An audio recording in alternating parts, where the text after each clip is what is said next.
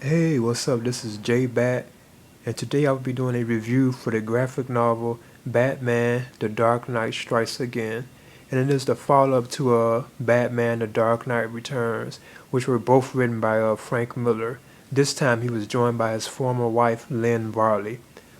Now this story wasn't really good. I didn't really enjoy it at all. I thought it was okay, but at times it was like just so like confusing and kind of like kind of like sloppy to a certain extent.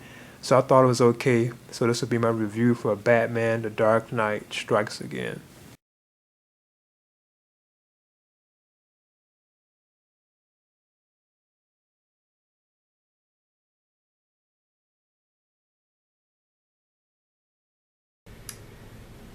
Hey, what's up? It's me, J Bat, and today I'll be doing a review for the graphic novel Batman: The Dark Knight Strikes Again.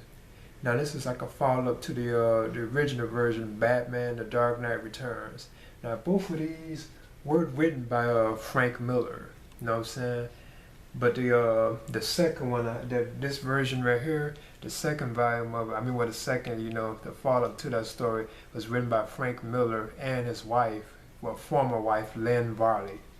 And this is released in over 3 issues in the year 2001 to 2002. Because as you can see, I have like both of them. This is the Dark Knight, Batman: The Dark Knight Returns, and then this is the Dark Knight Strikes Again. So yeah, this will be my review for Batman: The Dark Knight Strikes Again. No, I didn't like Batman: The Dark Knight Strikes Again. I thought it was okay. And at times you didn't know what was going on.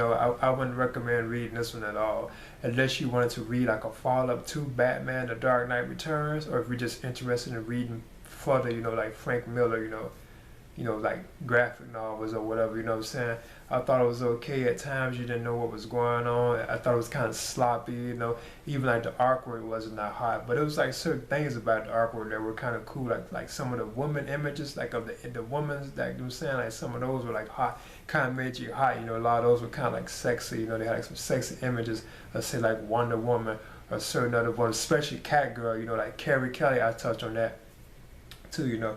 But in this tale, it's been like 3 years since the incidents of The Dark Knight Returns. Batman, it's been 3 years since what happened in that tale. And it also opens with a crime blotter by Vicky Vale again. That was in, I think it was also in Batman Year One, she did one. And I think it was in Batman The Dark Knight Returns too, if I'm not mistaken, the crime blotter. But in this tale, you have Carrie Kelly. She's no longer the girl Robin. She has become a cat girl now, and she looks sexy too. And she looks better. Like her facial images, she actually looks better than she did in Batman: The Dark Knight Returns. But at the same time, the whole tale is still kind of like convoluted and stuff. It's like you really don't know what's going on. It seems like the whole thing is like basically like a virtual simulation. It's kind of hard to explain it, you know what I'm saying? And kind of and Superman, he's in it like a lot too. He has like a strong like presence, like a large role in it, too. But yeah, it opens with like Catgirl like in a virtual simulation, you know what I'm saying, at this place called Palmer Laboratories, and there's like a conflict or whatever. Then it jumps to like, like another scene with like Batman and like I'm saying, and he's bald now. Bruce Wayne is like bald headed now, and he has like these like allies called Bat Boys, and they are former criminals that he has turned into allies, and they dress like him and have his like gadgets and stuff, and they're known as the Bat Boys.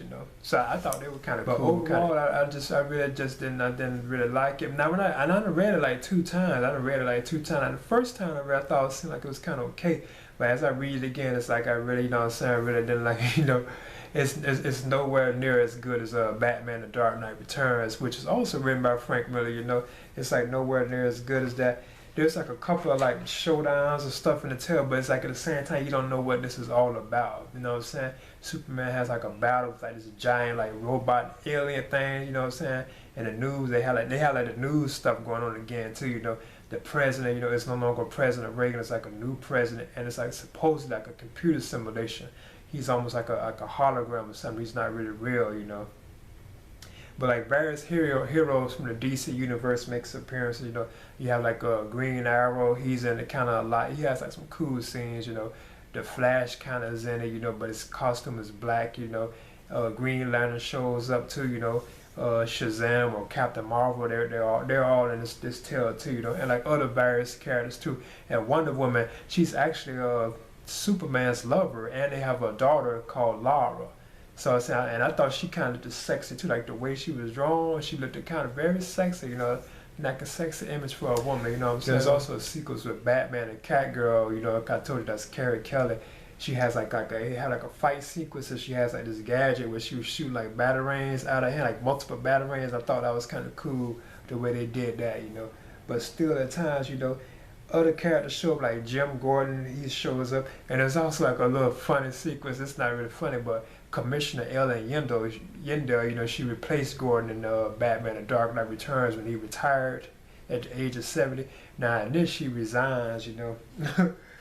Kind of towards like the end of it, she resigns because of like a full-scale military response that they have. They have an issue, so it causes her to resign from being like the commissioner of Gotham City. There's also like a Joker type enemy in this tale too. That was kind of okay. But it still seems like like the whole thing is like a virtual simulation, like it's not really happening. You know what I'm saying? And Batman has like a kind of like a slight little thing going on with him and Superman, and stuff like that. Even Robin, Dick Grayson, kind of shows up towards the end. He's kind of like the villain now, but it's like kind of like short, just like a little.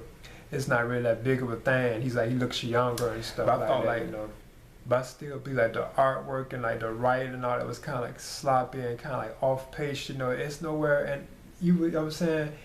It has all the panels and stuff like the Dark Knight Returns. Like there's so many panels, a lot to read, which I like. I like to read a lot, so I like all like the scripted, words and stuff they have. But it's still just, I didn't really like enjoy it too much. I wouldn't recommend reading this out. And Lex Luthor is kind of like the villain of the piece, and Superman is supposedly working for him now. I'm saying he's Lex Luthor is actually running the world, and Superman I think kind of is working for him. Now they have some like cool sequences with Superman and his daughter Lara, because he had her with Wonder Woman, and I thought that was kind of okay or whatever. But yeah, Carrie Kelly, I thought they did a better job of her. She looks like sexy and appealing, she kind of makes you hot, you know what I'm saying? And her face, it looks like better, cause I know she kind of had like her nose was kind of off in Batman: The Dark Knight Returns, the way they drew her or whatever. I think it was Frank Miller that drew that. But in this one, I'm saying like her nose is kind of, it's kind of like like it looks better. She looks more, and she's older. She's like 3 years older now, so and there's like other things in this tale too, like Jimmy Olsen, like from Superman. I think he's like what the news reporter, whatever. He's in here, and he's like old, and he's always talking about heroes, how we needed them, and all that kind of stuff like that. So it's kind of, I'm saying it's kind of that was kind of interesting, what I'm saying. But other than that, it was kind of like I want to recommend this. So yeah, this is my review for Batman: The Dark Knight Strikes Again. And this is written by Frank Miller, who also wrote the Batman: The Dark Knight Returns, which was good. Now that one was good. And they even had a film adaptation of that, which was told in 2 films, like part 1 and part 2. And those were good. But this right here was like the follow-up to that, and it's 3 years after that.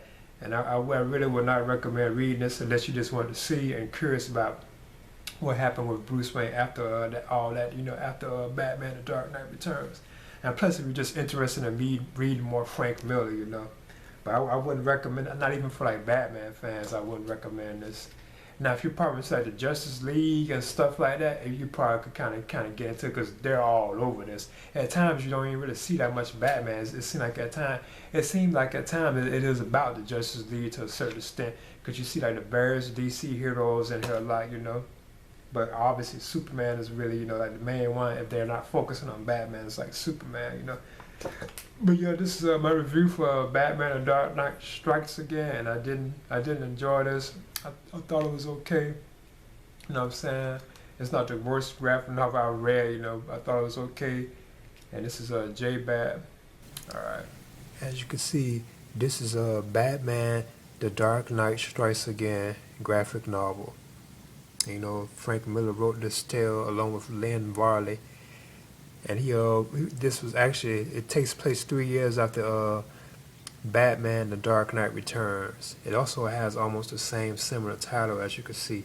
It's called Batman: The Dark Knight Strikes Again. and it has like various images from out the book in it. Now this was okay. I didn't really like this one that much.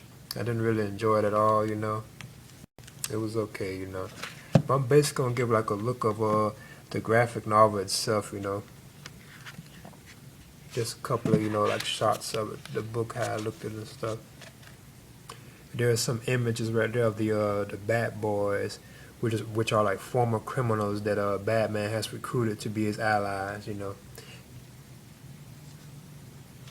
Okay. And these are like various images throughout the novel. I mean, out the graphic novel itself. And the artwork in it was okay. I thought it was okay.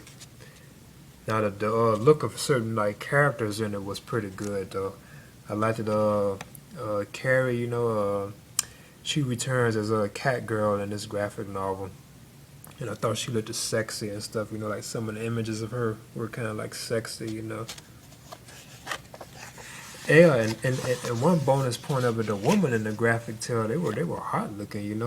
I thought they was sexy. That they'll make you hot. Not to sound too adult. You know what I'm saying? So yeah, this is basically like the graphic novel, and there was a lots of Superman action in this tale too as well. But I thought this was okay. It wasn't really good. I wouldn't recommend it. If you wanted to see like a follow-up tale to Batman: The Dark Knight Returns, of course you should give it a shot. But other than that, I didn't really enjoy it. I thought it was okay. It's okay. And this is JBAT. In the end, I thought this was okay. I wouldn't recommend it at all. Not even for fans. Now, if you're like a Frank Miller fan, I guess you probably should give it a try then. But like at times, the story was just like you didn't know really what was going on, what it was about. You know what I'm saying? And it's just what I'm saying. I just didn't really enjoy it at all. And then at the times you wonder what happened because The Dark Knight Returns, the first one, it was actually pretty good. So yeah, this is my review for Batman: The Dark Knight Strikes Again, and this is JBAT. All right.